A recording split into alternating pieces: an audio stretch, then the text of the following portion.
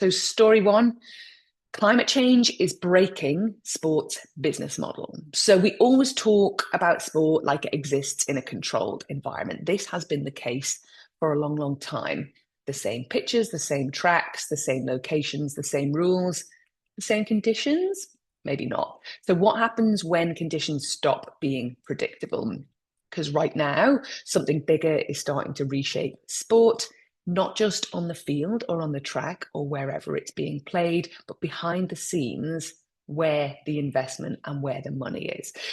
So, to give a bit of context, a report from the World Meteorological Organization launched recently says the last 11 years, from 2015 to 2025, have been the hottest ever recorded. And more importantly, the planet is now further out of balance than in any time in recorded history. The ocean has been absorbing about 18 times the annual human energy use each year for the past 2 decades. So that means over 91% of the extra heat that we're creating is being stored in our oceans. So what we're seeing now, the heat waves, the storms, the flooding, unfortunately, that is just the surface. Now, here's where it becomes a sports story, because sport doesn't just rely on incredible talent and athletes, whether you are at a grassroots amateur or the top of your game in elite sports. Sport doesn't just rely on that talent, it relies on certainty and predictability. And that, unfortunately, is what is disappearing. So let's start with major events. Let's, for example, take the FIFA Men's World Cup this year that is coming on the horizon quite closely. What happens with mega sports events? Host countries put their hats in the ring, or discussions are had about where mega sports events in the future are going to happen. Unfortunately, fewer and fewer global host cities are putting their hats in the ring these days because of the costs. That's a different story. But then the host bid countries or cities are judged on their infrastructure, their fan capacity, their venues, etc.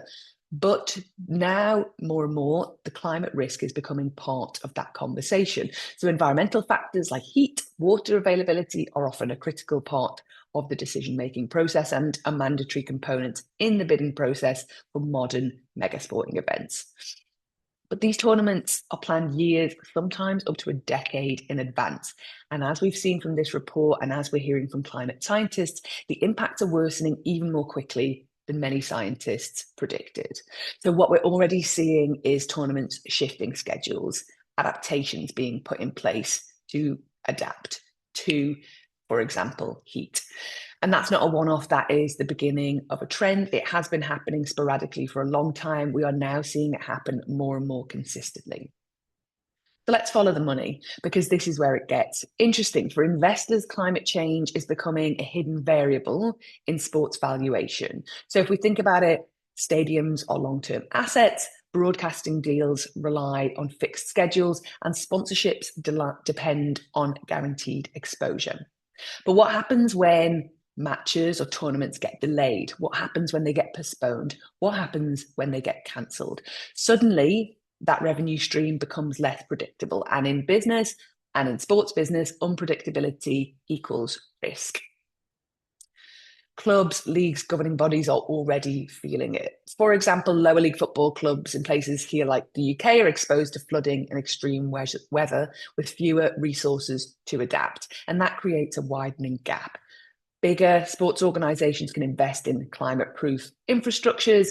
Smaller ones have to absorb the disruption. But even as we've seen examples, even bigger clubs that can invest in that climate-proof infrastructure, it is not infallible. In 2023, we saw major sporting events on the eastern seaboard of the United States have matches postponed for indoor arenas because of wildfire smoke drifting down the eastern seaboard from Canada and the air quality being so low that sport organisers couldn't encourage people to travel to the games and leave their homes because the air quality was so low.